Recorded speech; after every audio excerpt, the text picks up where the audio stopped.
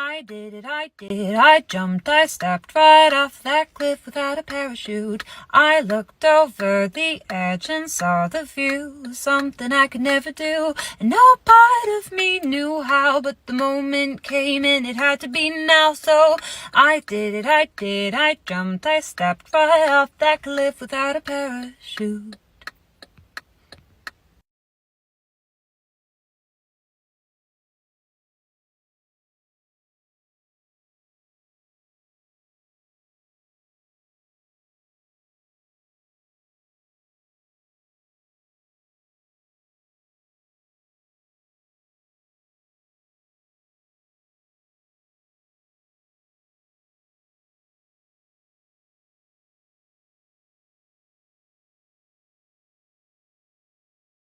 Dan said we were having burgers. If Dan jumped off a cliff, would you? Chris! Well, I mean it depends. Don't jump off a cliff! Well, I wasn't planning on it. But if Dan jumped, you would? Chris!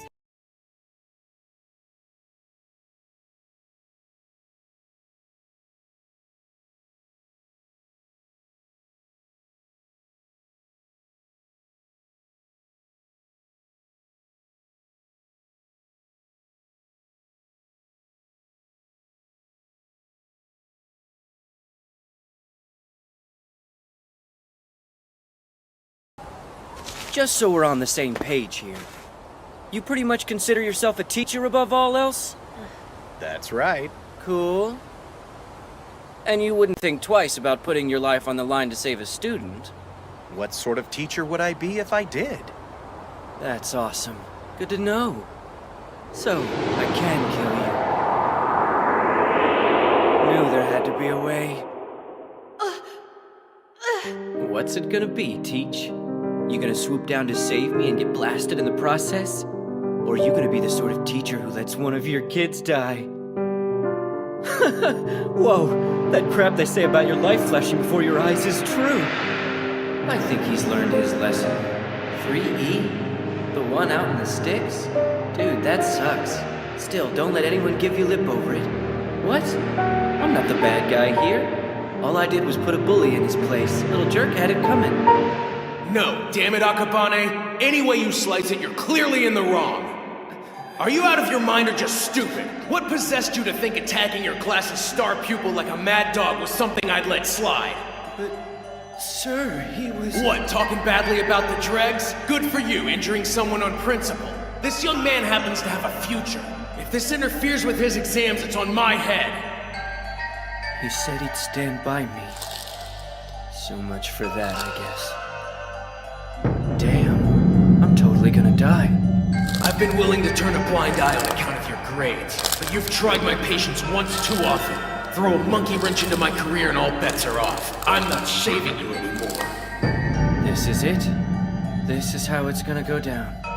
The good news is I filed the paperwork for your transfer just this afternoon. Best thing for all involved, really. But the bad news is you'll be commencing third year in E-class. Son of a bitch screwed me over. So that's it. He's dead to me now. What are you waiting for, Koro-sensei? Let's do this! You either die for real or I kill your reputation!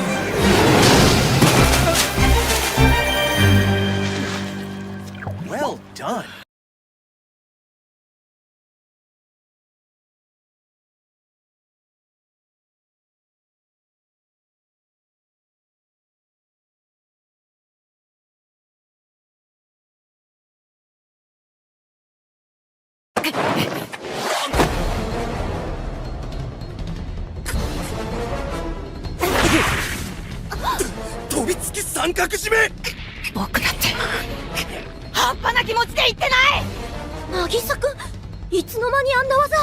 Kedo, 格闘でカルマにかなうやつなんて。こいつ。やめろって！二人とも喧嘩してどうすんだ！こいつ、なんつうバカ力だよ！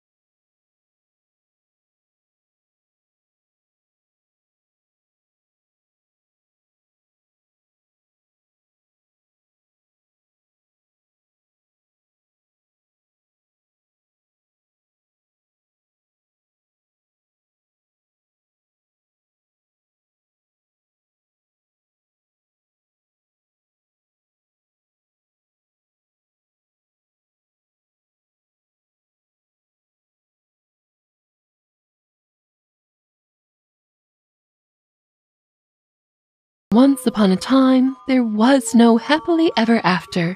Unlike modern twists on fairy stories where the villains might have some rational, albeit misguided motivation or redeeming qualities, there is no doubt as to the evilness of these characters.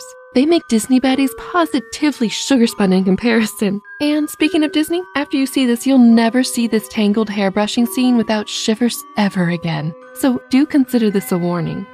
Once upon a time, some thousands of years ago, a wealthy man and his pious wife had everything except for a child. In their yard grew a juniper tree under which the wife would pass her days. One winter, under her tree, she cut her finger while eating an apple, and her red blood fell onto the white snow. Morosely she sighed, "If only I had a child as red as blood and as white as snow," which, yes, we've heard this before. As if she had cast a spell, her mood suddenly shifts and she feels certain a child is on the way. Months pass, the seasons change, the juniper berries grow, and eventually she, now extremely pregnant and blissful, gobbles them up by the mouthful.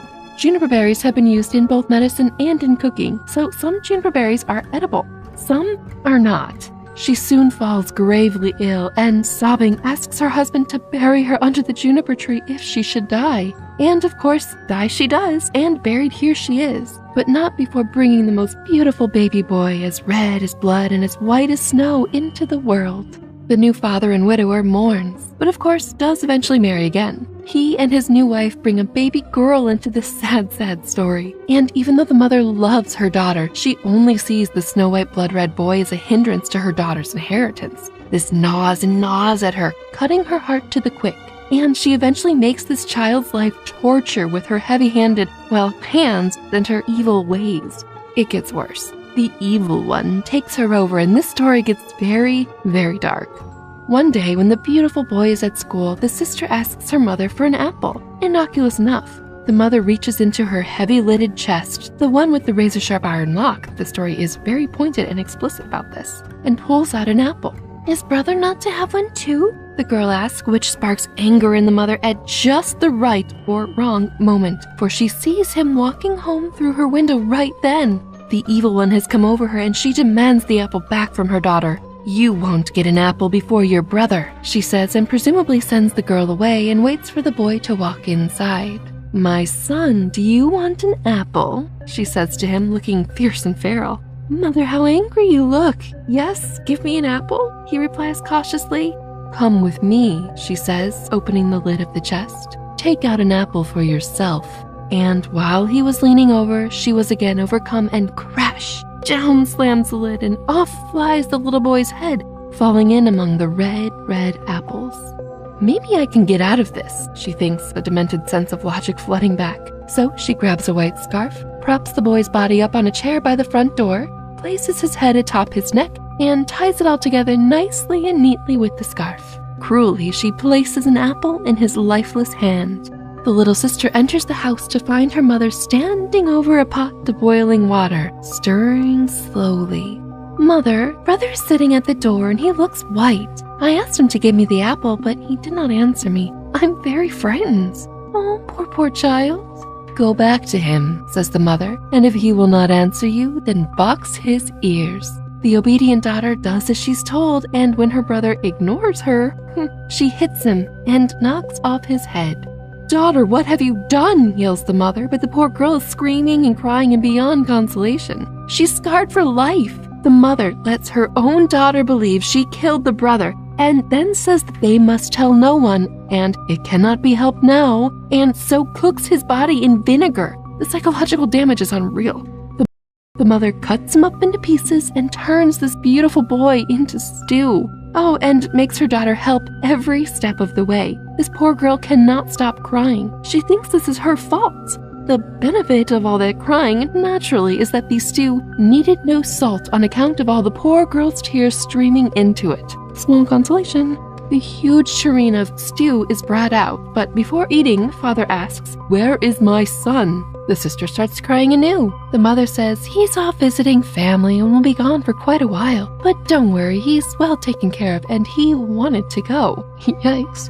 The father is upset because the son didn't say goodbye to him. "It isn't right," he says, and then eats the stew. The sister cries even more, to which he says, "No need to cry, your brother will be back soon." Then, "Wife, this food is delicious, give me more." He chows through this macabre meal with gusto and finishes the whole tureen himself, saying, rather cryptically, "Somehow I feel as if it were all mine.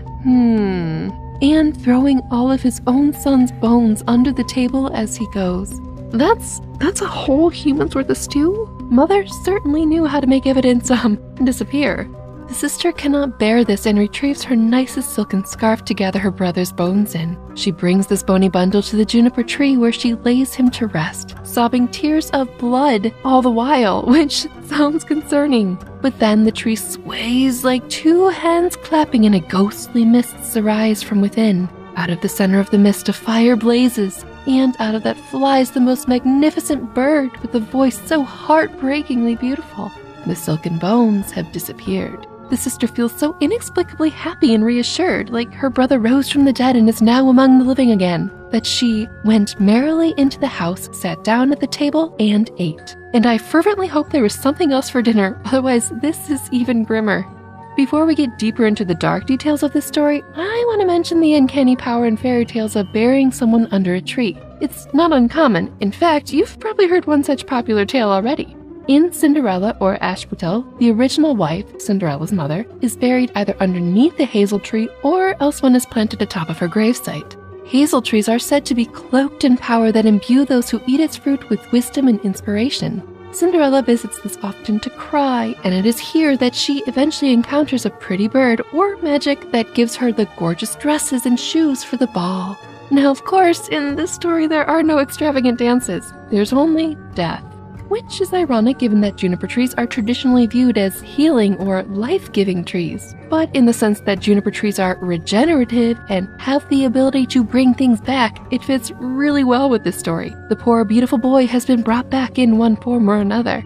Anyway, Revenant Brother Bird has come back for a bent revenge mission. He flies to a goldsmith's home where he sings his sad, sweet song. My mother, she killed me. My father, he ate me. My little sister who loves me gathered all my bones, tied them in a silken scarf, laid them beneath the juniper tree. Tweet, tweet, what a beautiful bird am I. Oh, so delightful and so incriminating. The goldsmith is so taken with this bird's beautiful song that he asks, "Please sing it again, sweet bird." "No, I do not sing twice for nothing," says the bird, who knows his worth, and so trades his song for a fine gold chain. The bird flies next to a shoemaker, sings his horrifying song, which delights the shoemaker into giving him a pair of red shoes in exchange for another round of "My mother, she killed me, my father, he ate me." Now, these are just regular shoes, although I'm sure they're pretty. They are not red-hot iron shoes like the ones Snow White forces her evil stepmother queen to dance the rest of her life away in. That would make this already brutal tale almost too kind. For you see, the Winged Revenant's next stop is to a mill. Here he sings his disturbing song for a bunch of mill workers crafting a millstone. They all love it. It's so beautiful, they say. Apparently no one is listening to the song's actual words because they are terrifying, and beautiful is the last thing I would be thinking. Investigate this mother and father and make sure this sister is safe, if anything, right? Anyway, they are so taken with the song and trade a whole big brand new millstone for another listen of "My mother, she killed me." They place the stone around the little bird's neck, and this bird's neck and wings must be otherworldly strong because I'm sure that thing weighs too much to fly easily away with and sing all the while. Collection assembled, the beautiful and undead buff bird goes home, where he sings his song once again. Now, this whole time, the mother has had a growing sense of impending doom, like there's fire in her veins and a terrible storm is coming to claim her. Some might say that's guilt she's finally feeling, but they'd be wrong. The remaining 3 family members are sitting at the table. The father feels so content and happy, in complete contrast to his wife's unease. The sister, who still thinks this is all her fault after all, is just sobbing uncontrollably. When they hear this devastatingly pretty song, the father rushes outside and feels as if he were about to meet some old acquaintance again. Which, well, yes he is. But this father is just so blissfully unaware of the great tragedy that happened right under his nose, even with the bird singing it on repeat, that it's rather disconcerting. He decides to happily go outside to visit the songbird, who drops the golden chain around his neck, like a gift from the heavens. He rushes in to show the family his treasure and finds his wife is so terrified that she's fallen to the floor in desperation. The bird keeps singing his accusatory song, which makes her wish she were thousands of fathoms below the earth so she could not hear it. The telltale song doesn't seem to bother anybody else, and the sister is curious if the bird will give her something. She goes outside and the bird tosses the new red shoes at her. Happily, she goes inside to show off the treasure. The song continues and it's reached a fever pitch in the mother's head, who decides that she feels so terrible that maybe going outside to see the majestic, generous bird might make her feel better. No sooner does the mother step over the threshold than the gigantic heavy millstone falls on top of her head, smashing it to pieces and crushing her to death. The father and sister hear the crash and go out to investigate. I'm not sure if they see her mangled form, but what they do see is smoke, fire, and flames rising, and out of that, the little brother in his human form, reanimated. He takes his father and sister's hands and, happily, considering the situation, I guess, they go back inside, sit at the table, and eat. Hopefully not the mother, but the father has acquired a taste for that sort of thing recently. Anyway, the end.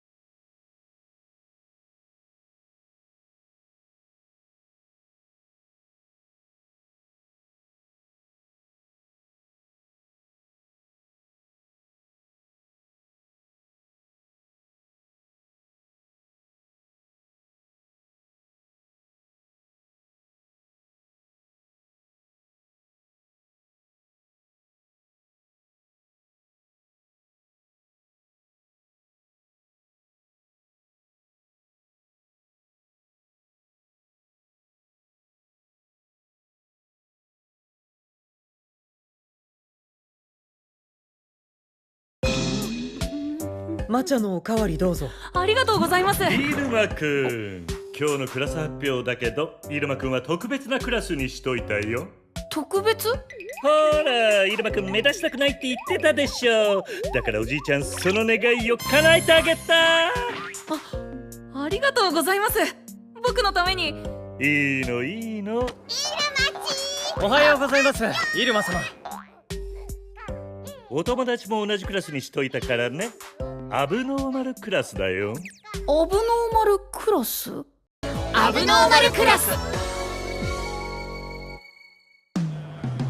イルマ様と同じクラスですか。嬉しいです。ああ、ただアブノーマルクラスっていう問題児ばっかり集めたクラスらしいんだけど。イルマくん以上に目立つ問題児がいっぱいいるクラスにしたいやん。イルマ様、イルマ様と一緒であれば私にとってこの上ない最高のクラスです。そっか、ならよかった。そういえばどうしてイルマ様は歩いて登校なさるのですか？やっぱりアズくんもクララも飛べるの？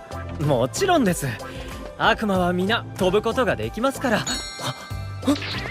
イルマ様はもしや人間ってバレた？足腰を鍛えようとなさっているんですね。さすがです、イルマ様。いや同じクラスデビューし。やったー、イルマチと一緒。めっちゃ目立ってる。3人揃ってるなんてすごいね。だからその話をイルマ様がさっきしていただろう。イルマさんと違うクラス。リコ大丈夫？大丈丈夫。一年島です。食堂とかあるんだよね。このノーマルクラスってどっちだろう。新入生はこの島内のはずです。右見て、左見て、もう一度右。こっちだって。きっとあれは特待生入間様を学び屋まで導きし矢印。さあ参りましょう。こっちこっち。悪魔学校って言っても普通の学校みたい。前はあんまり学校に行けなかったからちょっと楽しみだな。あれ俺ね、俺のネックレスが、俺のピアスがない。ほっとつい癖で。あ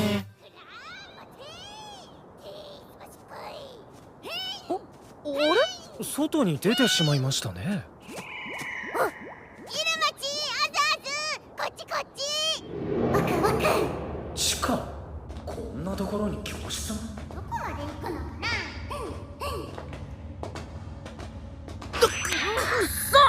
ここはゴミ捨て場。まだ続いてるよ。ここ。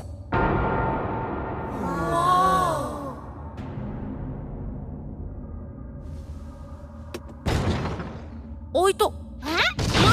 入間様。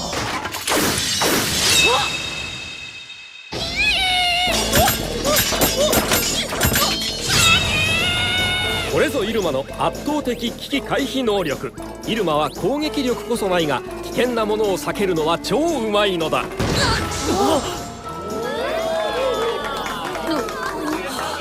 お見事。素敵。さすが特待生。もう一回見たいでござる。観難汝を玉にす。イルマチ、すごい。ああ、でも外れたでござる。やり当たった。んじゃあ配当しまーす。はいはい、並んで並んで。おい、一体何のつもりだ貴様ら。何って入室ドッキリ？何本当たるかかけてたな。ここがアブノーマルクラス。入室一歩で殺されかけた。いやー、全部避けたのは君だけだよ。まあ、全部受け止めた方もいらっしゃるけどね。受け止めた。そうし。避けるなど臆病な真似はせぬ。受け止めてる。うぬはこのサブノックサブロは魔王にふさわしきビッグな男だからな。魔王？魔王、それは魔界の支配者にして全てを牛耳る悪魔の王。しかしその席は数百年間空席となっている。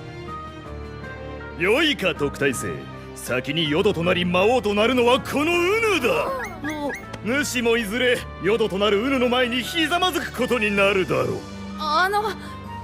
主とかうぬとかヨドとかって何ですか？主は主、うぬはうぬ、そしてヨドとは悪魔の最高ランク。よくわかる悪魔講座。悪魔には10段階のランクがあって、その一番上がヨドである。このヨドの中から魔界の主たる魔王が選ばれるのだ。魔王は悪魔界における最高にして最大の実力者であり支配者だ。そしてその次期魔王こそがうぬである。でかいね。山だね。そのためにはランクがいる。ゆえにうぬよりランクが高くなりそうなやつは全員気に入らん。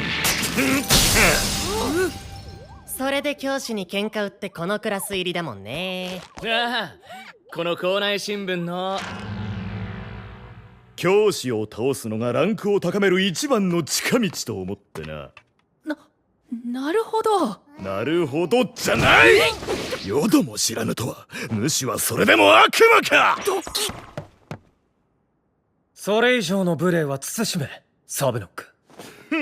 出たな、アスモデウス。入試首席、使い魔はゴルゴンスネークを召喚したと聞く。ああ。だがウヌはケルビーを召喚した。足がある分お前よりすごい。どんな理屈だそれは。まあ特待生のしもべになった時点でウヌのライバル候補から脱落済みだが、すまんな。いるかそんな称号。それと私は入間様のしもべではない。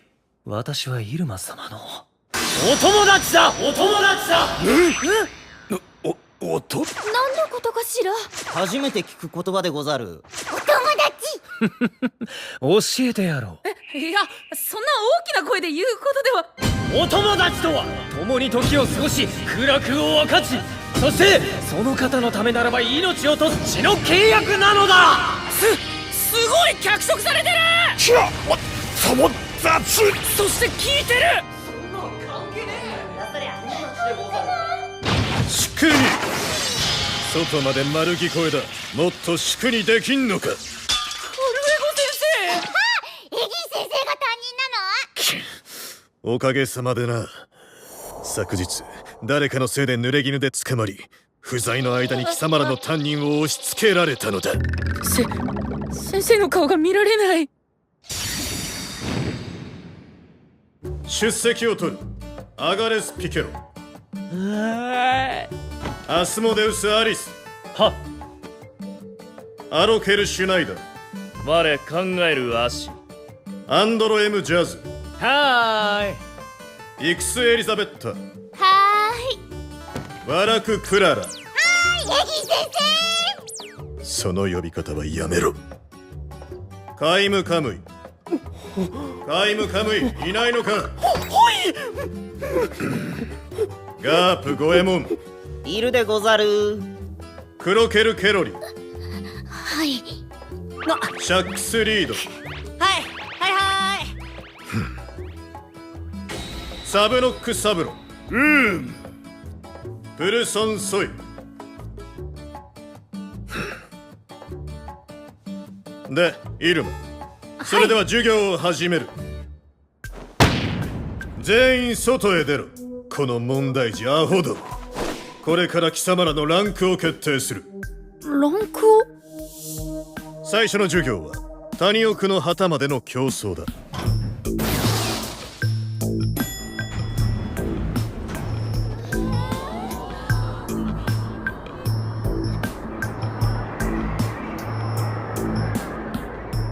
以前行った使い魔召喚試験と今回の順位でランクを決定する。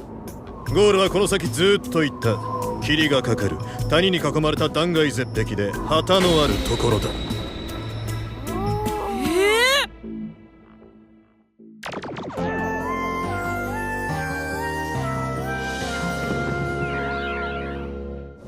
ではコースの説明をする。コースを説明するよ。遠回りだけど緩やかでのどかな谷を進むさえずり谷コース、そして金切りの谷コース。途中は危険やトラップがいっぱい。無数にそびえる岩山と巣を守る会長を避けて進んでね。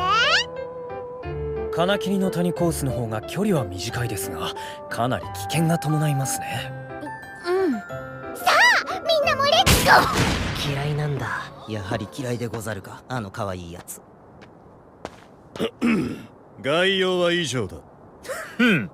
1秒でも早くゴールするには金切りの谷コースのみ。ただし今年のコースはさえずり谷のみとする。あ、待てい。なぜだ。なぜか金切りの長の気が立っていてな。金切りの長？金切りの谷を支配する強大な魔獣である。魔獣だから立ち入り禁止なのだ。長に遭遇したら命の保証はない。ウヌは絶対に金切りにする。金切りでなければ意味がないのだ。知るか。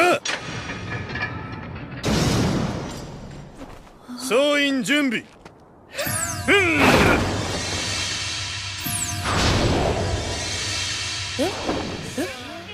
ただいまより飛行レースを開始する。用意スタート。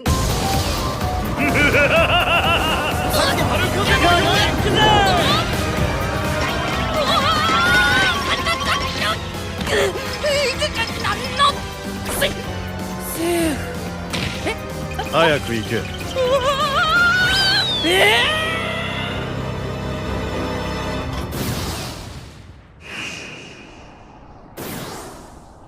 さてと。よし。またでございます。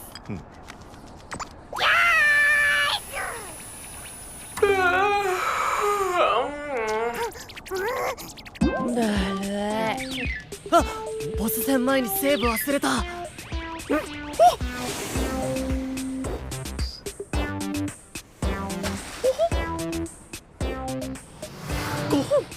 お嬢様方、共に飛んでも。まあナンパ？とんでもない。私はただ美しいあなたの柔らかな二の腕に挟まりたいのです。まあ直球。私の情熱セーフですか？アウト。足 26.5 センチですね。こちら第二中継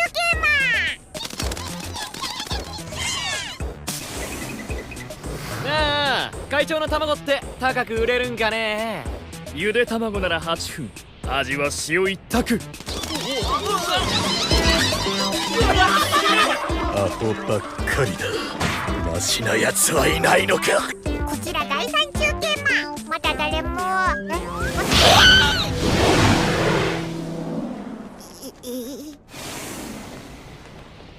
うん。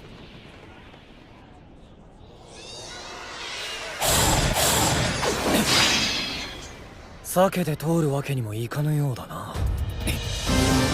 ゴルゴンスネーク焼き払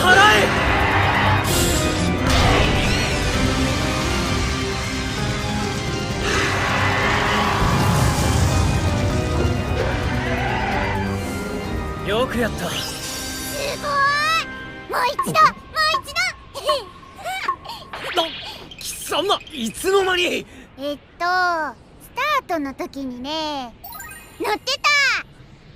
それでね。説明に飽きるな。あれはサブノック。あの方向はまさかあいつ。へいやつスピード落ちてるぜ。やつからまた抜けぬ。暴れるな。まず私を掴んでる手を離せ。そっち危険。金切りに侵入サブロック、やはり言ったか。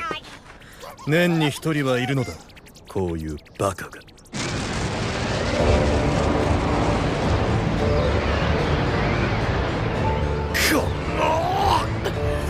やはりこうでなくては。金切りはハードだが、その分ゴールまでの距離が圧倒的に短い。故に魔王を目指す者は皆金切りを通ってランクを上げた。金切りの多さがなんだ。そんなものはねじ伏せてやる。ウヌもここ金切りから魔王への波動を始めてやる。まあ運が良ければ腕か足くらいは回収できるか。何にせよ教えるアホが一人減ったのは助かるな。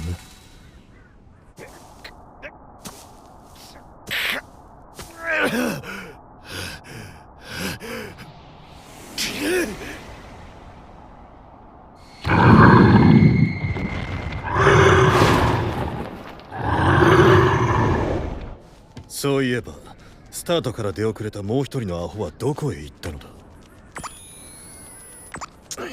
中継魔のやつめ見失ったか。イルマがなぜこんなことになっているのか解説しよう。崖から突き落とされたイルマは落下中好奇心旺盛の魔界カラスにキャッチされ争奪戦の末ただいま輸送中というわけだ。そういえば魔界では人間ってごちそうなんだっけ。せめてしっかりと味わってもらいたい。あ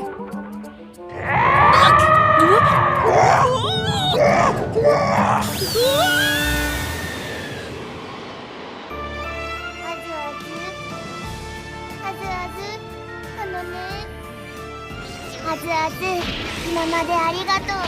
私のこと忘れないでね、あずあず。だったら離せ。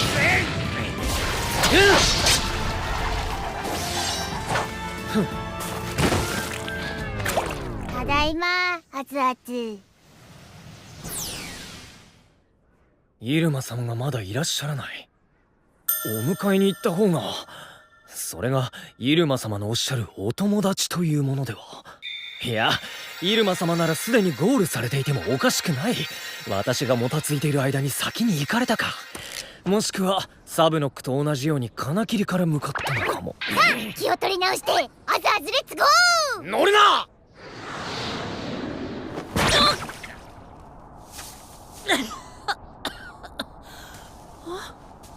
なんだこれ。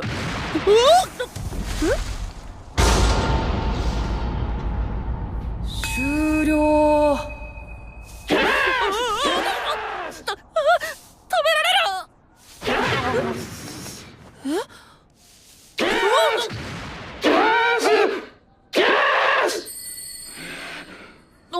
それ。すみません。ああ、そっか。痛がって怖がってるだけなんだ。でもどうしよう。これなら大丈夫。見てて。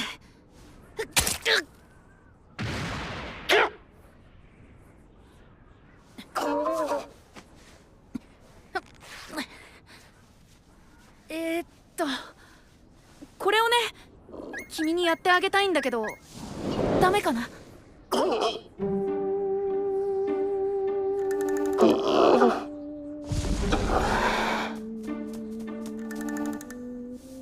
ありがとう。ちょっと待っててね。今この服を裂いて。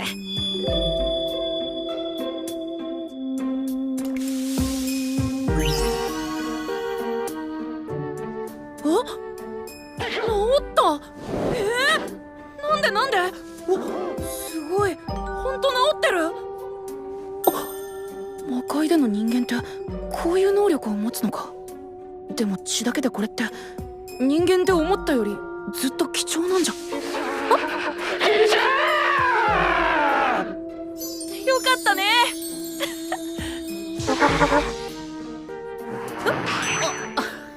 そういえば僕食べられそうだったんだっけ。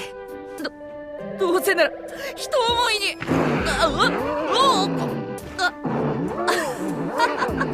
助かった。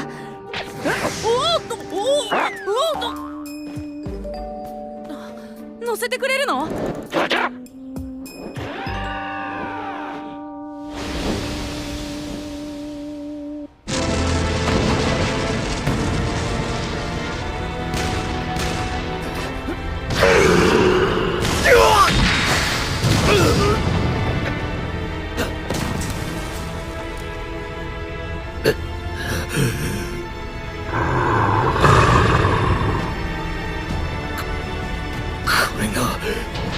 金切りの多さ。なかった。このままでは魔王になる前にウヌは死ぬ。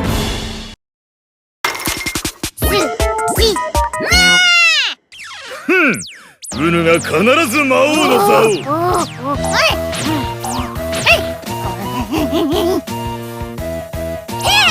ずっとやってんな、あれ。イルマ様、あれと似たものを作りましょう。あのアホが静かになります。楽しそうだね。